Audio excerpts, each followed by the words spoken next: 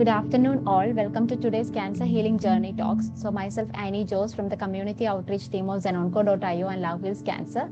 So, Cancer Healing Journey Talks helps cancer survivors and caregivers to share their journey with vast number of survivors and caregivers who have traveled or been traveling through this journey.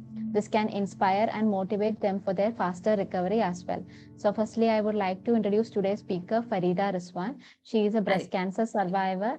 Hi, ma'am. So, psychotherapist and counselor. Farida learned the value of her life when she was about to lose it to cancer 23 years ago. And she not only survived cancer, but it was a wake up call for her as well. Her skills come from her own life experience of surviving cancer.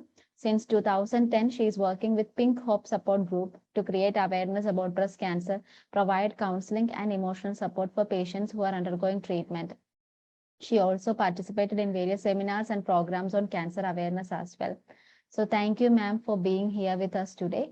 So you can You're start welcome. with your introduction and please give a brief journey about your cancer. Yeah, I think you did a very good introduction there, Annie. I don't think I have to tell anything else. Thank you, ma'am. So I was diagnosed in 1996. That makes it nearly 25 years now. And I was Wow. diagnosed with third stage breast cancer. And um, what was weird about that was I was breastfeeding my daughter when I was diagnosed with cancer. It was into 11 months of breastfeeding her. Usually we hear the people say that if you breastfeed children, cancer can be averted and all those things. So I did Yeah. not have any reason to think why I got cancer, okay? Because I was not under that risk group of people with the where the life style will affect cancer. So she was 11 months and I was breastfeeding her when I discovered a small lump in my breast. So initially, I was in denial like it may not be cancer.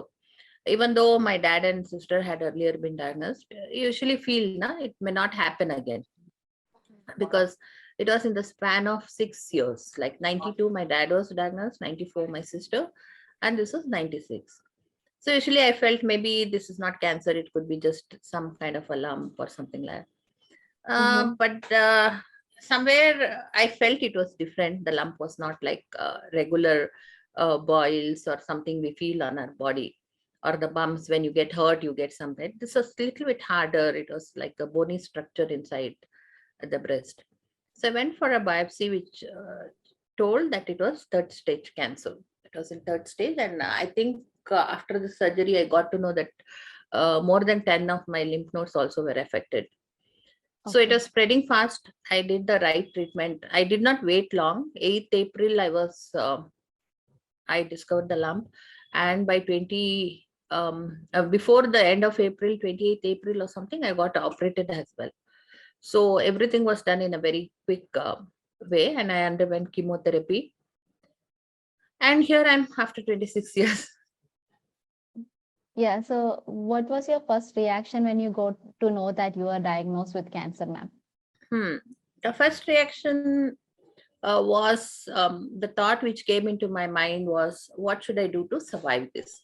And that was the first question I asked my doctor as well. Like, what should I do to survive this? The thought was, I have to do something to come out of this alive, because my children were 11 months and one was 4 year old. And my parents also were struggling a lot because my sister was in the last stages of cancer. She did not undergo treatment or anything because Okay. she was very scared of the cancer treatment, as she has seen my dad go through chemo and everything. It had scared her quite a lot. So she decided not to go ahead with the treatment. And so my parents also were um, struggling to deal with her progression of cancer.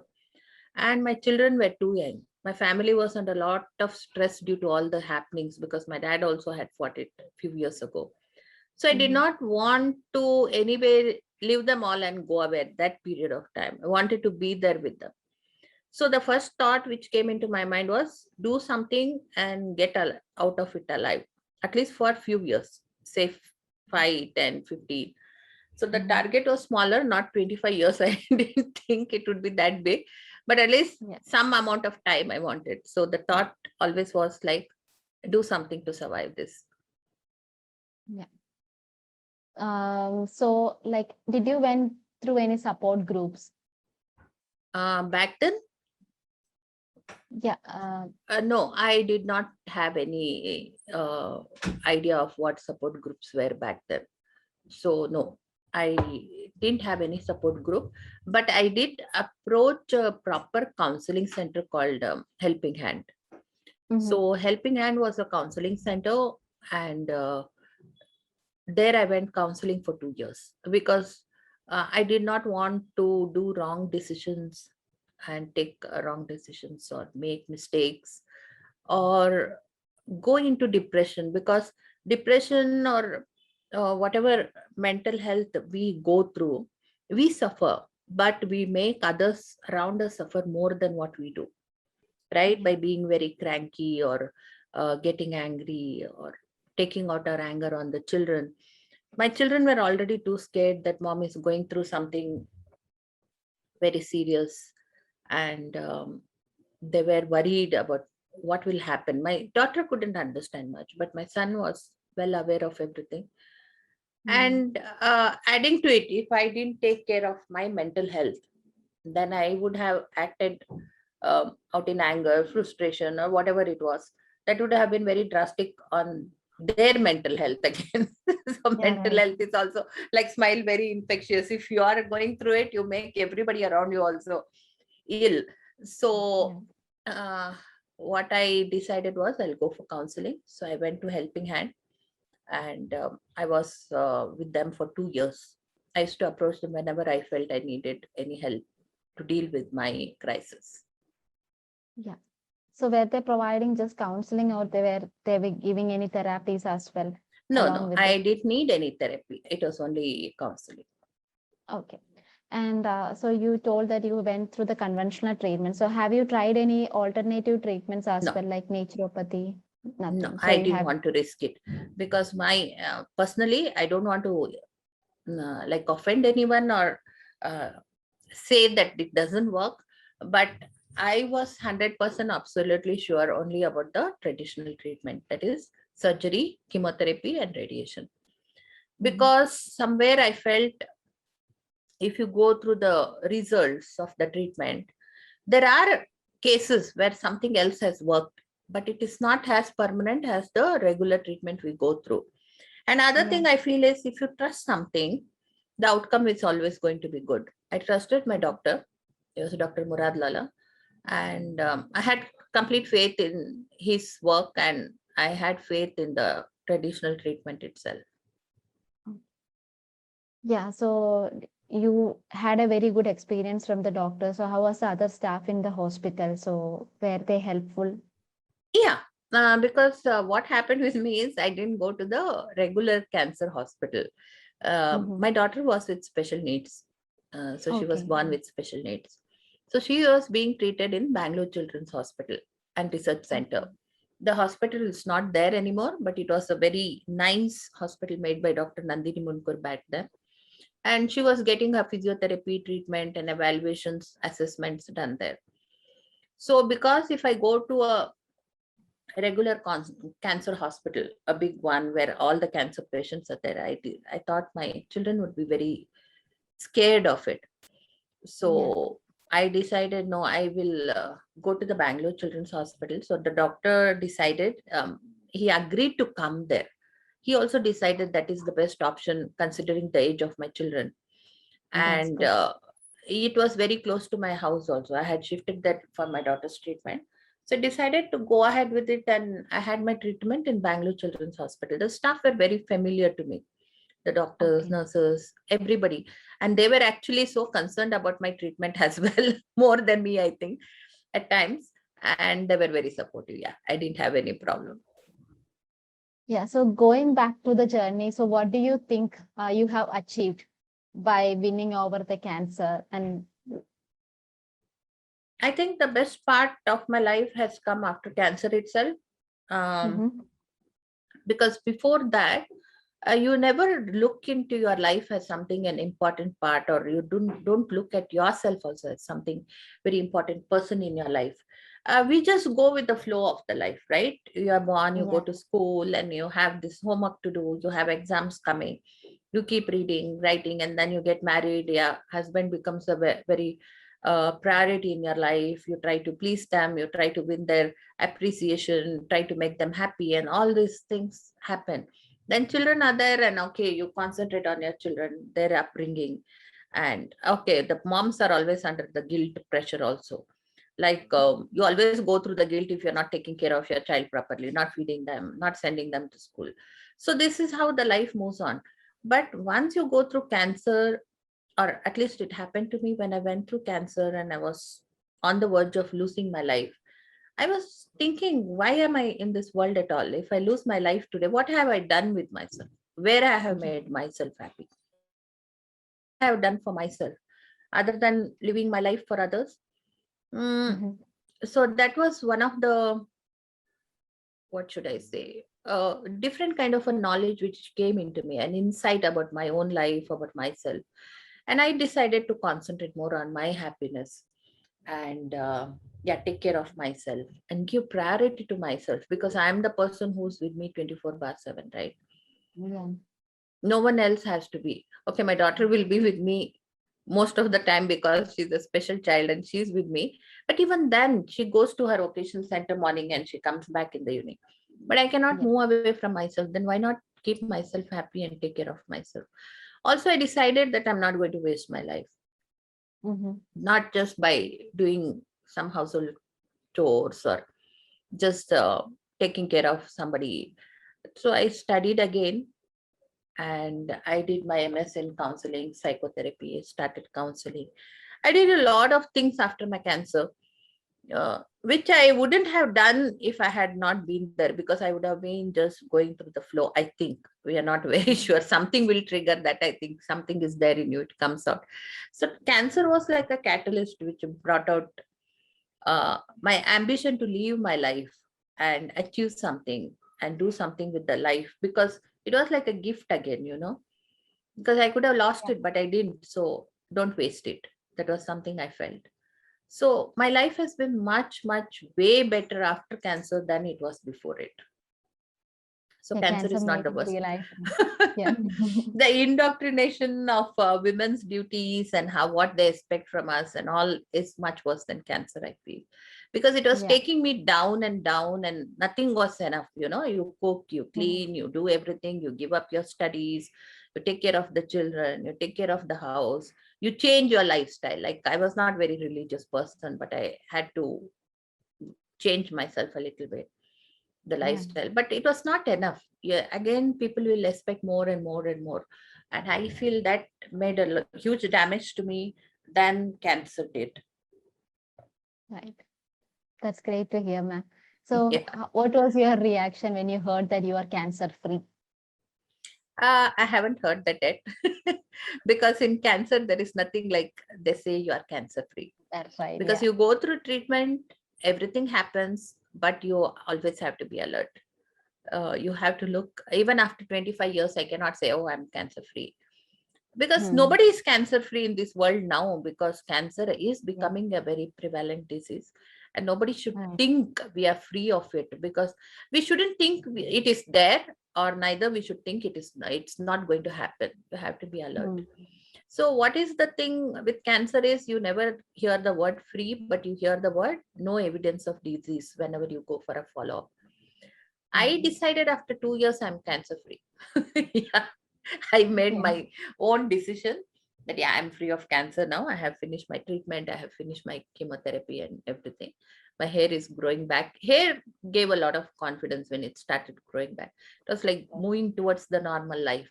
Even though it was Hmm. not very important, it gave that feeling that, yeah, you're Hmm. moving towards the normal life.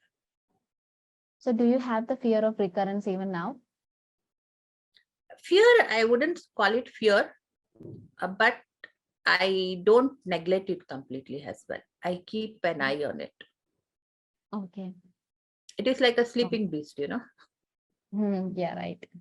Hmm. Okay, ma'am. So there might be some times when you felt that, okay, this is too much to handle, but you have to move on somehow. So what kind of things kept you motivated during those days? As I told you, my children were young. Mm-hmm. Yeah, they were the biggest motivation. I always felt I cannot leave them in this world. And my daughter was with special needs. She was the biggest motivation. Even my son, I didn't want him to grow up without a mom. Yeah. And my parents as well.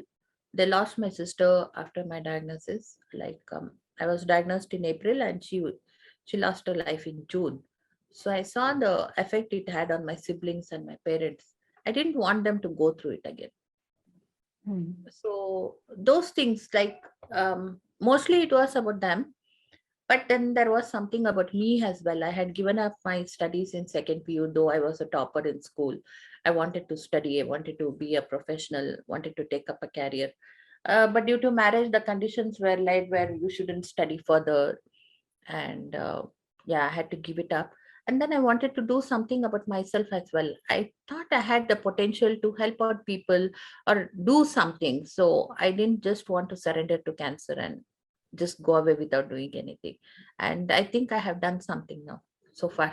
Yeah, good enough. Yeah. Yeah.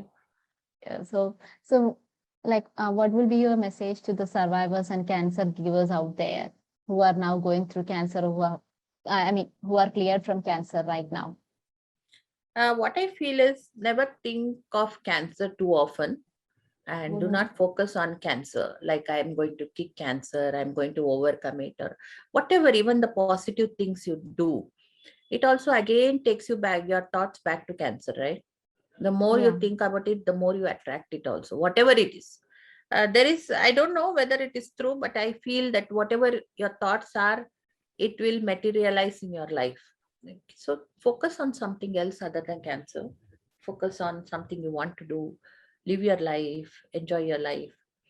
And again, as I tell you now, the goal should be towards living life and not overcoming cancer or fighting Yeah. cancer or dealing with it or whatever words you give it.